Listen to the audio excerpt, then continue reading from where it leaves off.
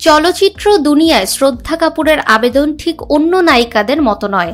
তবে শ্রদ্ধা কাপুর আলোচনায় থাকেন বিভিন্ন কারণে, আবার কখনো নেট দুনিয়ায় সমালোচনা শুরু হয় তার অভিনয় প্রতিভা নিয়ে।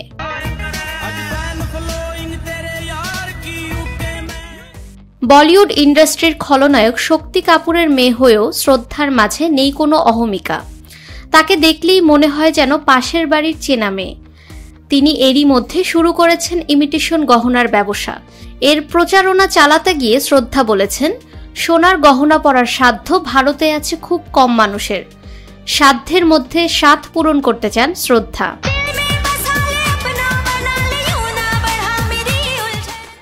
এদিকে শ্রদ্ধাকে নিয়ে নতুন তথ্য জানা গেছে। গত বছর তার অভিনীত স্ত্রী 2 সিনেমাটি ব্যাপক সাফল্য অর্জন করেছে।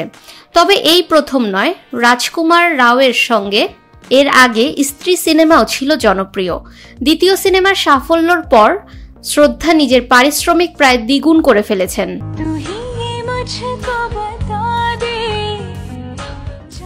শোনা যাচ্ছে আগামীতে তাকে দেখা যাবে একতা কাপুরের একটি থ্রিলারে।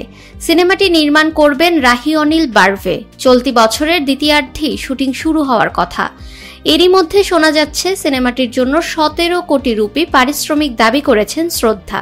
শুধু তাই নয়, সিনেমার লভ্যাংশও তিনি পাবেন, এমনই নাকি লেখা রয়েছে চুক্তিপত্রে। ফাহমিদা বিনতে আনোয়ার, নিরপেক্ষ নিউজ ডেস্ক।